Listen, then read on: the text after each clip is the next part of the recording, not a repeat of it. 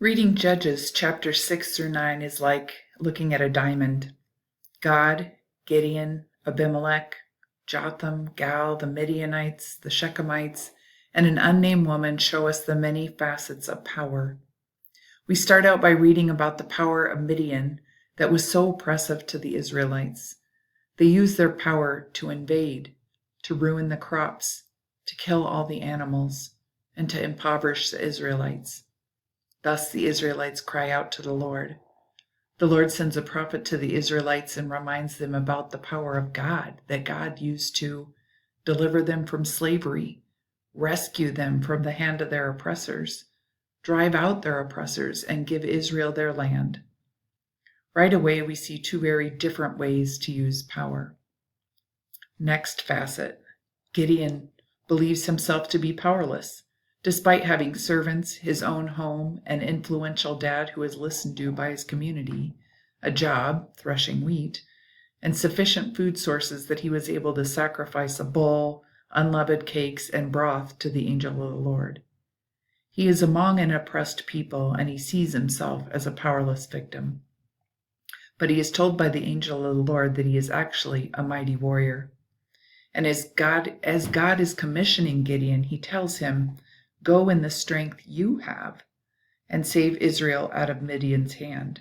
Am I not sending you?" That's the NIV version. The NRSV says, "Go in this might of yours." Gideon was unaware of the power that he had, but soon discovers that he has the power to tear down, at God's command, an existing altar for Baal and contend with Baal. Just because Gideon has power does not mean he is without fear and hesitation. Although we can get frustrated with the amount of reassurance that Gideon requires to complete each task that God commands, God does not get impatient with Gideon. In fact, it is only when Gideon begins to make confident decisions on his own that his use of power gets out of control. Maybe it is okay to go into situations with fear and trembling and a need for reassurance from God rather than in confidence and in one's own strength. Soon we find Gideon breaking away from the plan of God, calling in extra troops, and continuing to pursue the Midianites. He uses his power to threaten the people of Succoth and then Peniel when they do not acquiesce to his demands for food for his army. He cruelly punishes and kills his own people.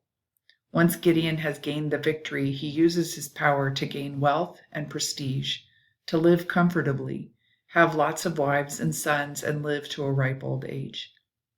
Abimelech is not like his father in that he recognizes his power from the very beginning. This may be because he grows up not in an oppressed society, but as the son of a king, or almost a king.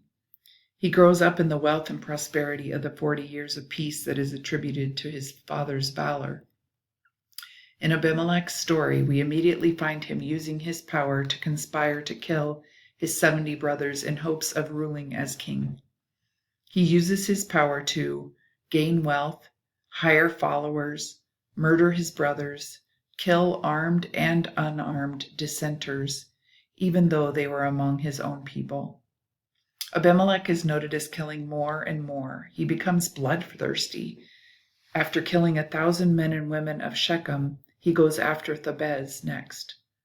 This is where he loses his power, at the hands of two people whom we would usually consider powerless, a woman and a servant. This unnamed woman finds within herself the power to drop a millstone on the tyrant's warrior's head, cracks his skull, and thus delivers Israel from Abimelech's oppression.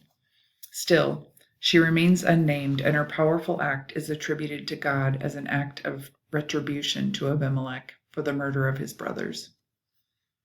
I, like Gideon, feel like I have no power in the face of an oppressive regime within my country.